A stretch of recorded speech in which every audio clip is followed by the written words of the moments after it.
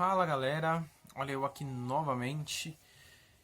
E hoje o vídeo vai ser sobre o terceiro episódio da série Ragnarok da Netflix. Pra quem tá acompanhando aí, né, eu tô fazendo o review pro site e o vídeo pra falar sobre cada episódio.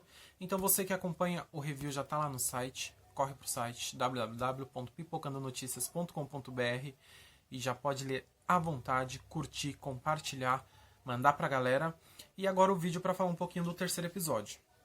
O terceiro episódio, ele tem o nome, eu deixei anotado aqui porque eu já falei que eu sou péssimo para decorar nomes. O terceiro episódio, ele tem o nome de Jutulien. Jutulien, eles estão... Nesse episódio, eles fazem referência aos gigantes da cultura nórdica. E se você for ver, Jutulien lembra muito... Cadê? Jutunhen. Que Jutunhen, ele era o mundo dos gigantes da cultura nórdica, dos gigantes de rocha e dos gigantes de gelo. E de Jutunhen, os gigantes eles ameaçavam os humanos em Midgard e também ameaçavam os deuses em Asgard. Eu sempre esqueço o nome, mas eu prometo que eu vou decorar. Asgard. Minha cabeça acaba muita informação e eu fico confuso. E no terceiro episódio eu vou falar um pouquinho separado dos personagens, começando, é claro, pelo Magni. Magni, personagem principal da trama, que vem aí se descobrindo a cada episódio. A cada episódio ele descobre uma coisa nova. A cada episódio ele começa a assimilar mais os acontecimentos do que está ocorrendo ali na cidade de Eda, né? Fica na Noruega. E nesse episódio o Magni ele começa a se dar conta da força que ele tem, né?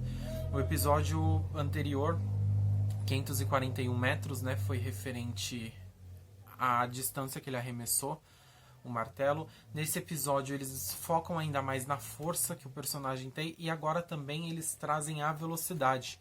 O Magni ele começa a perceber o quão veloz ele consegue ser e isso vai despertando mais a curiosidade. É assim, desenvolvimento lento. Esse episódio ele tem um desenvolvimento bem lento.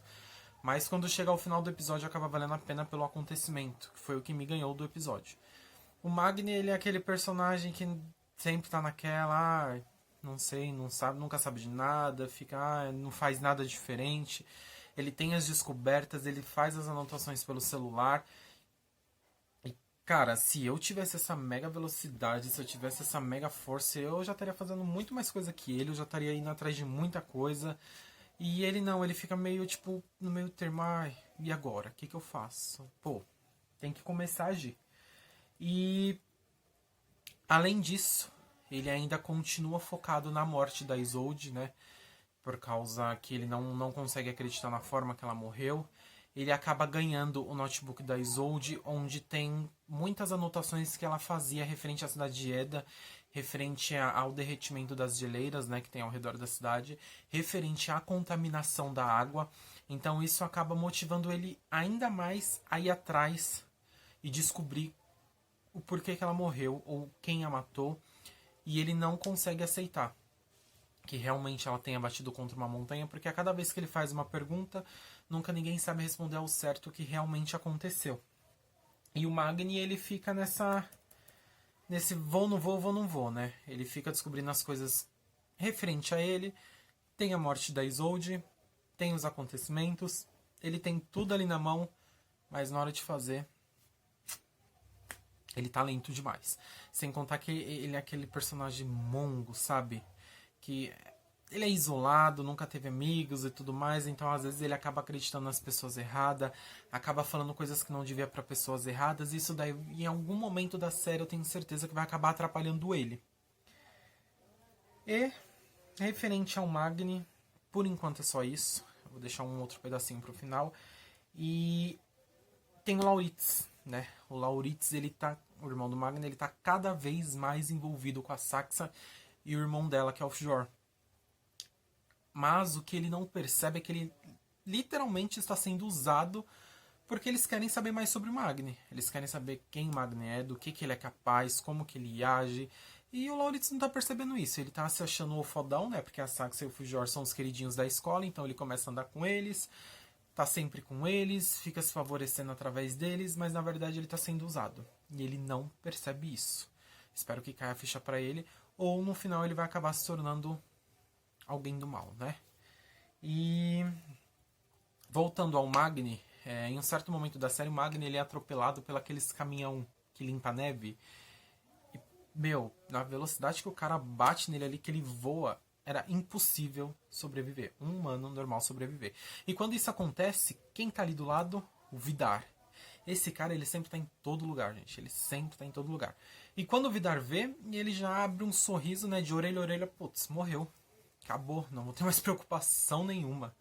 Né? Porque o Magni, ele começa a ir atrás, né? De tudo que a Isolde falou. E isso acaba deixando o Vidar meio preocupado, né? Por ele descobrir alguma coisa e sair espalhando. Então, ele até chega em casa comemorando, falando, não temos mais dor de cabeça. Aí ele assume para os filhos dele que foi ele que matou a Isolde, que até então os filhos dele não sabiam, só a mulher dele, que agora o Magni tá morto e acabou, não tem mais preocupação, eles estão no controle. Mas, quando a Saxa chega na escola, quem está lá?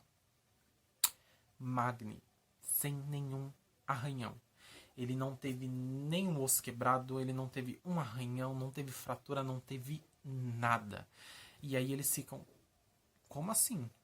E é onde o Vidar decide fazer um jantar na casa dele, pede para Saxa Fujor convidar Lauritz e levar o Magni.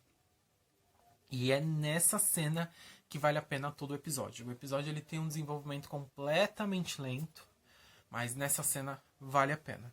Porque aí chegando lá, eles começam a conversar e tudo mais. Aí o Vidar fala que ficou surpreso ele não ter quebrado nenhuma parte do corpo e blá blá blá. E eles começam a beber e o Magni bebe, bebe, bebe, não fica bêbado nem nada. Aí o Vidar fala, não, calma aí que eu vou te dar uma coisa mais forte. Ele dá uma bebida lá que ele fala que só os deuses bebiam essa bebida, que só os mais fortes, que não é pra qualquer um, que nem todo mundo consegue beber aquele e ficar em pé.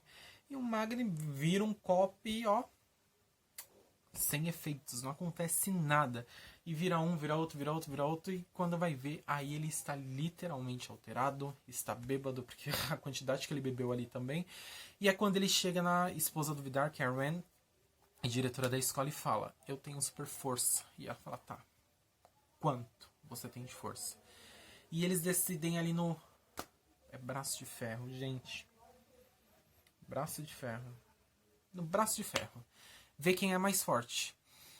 Essa cena, ela é muito agoniante, porque eu mesmo eu tava torcendo pro Magni acabar com essa filha da mãe. E eles ficam naquela vai, não vai, vai, não vai, vai, não vai, e o Magni quase ganhando tudo, e é nessa hora que ela vê que ela vai perder.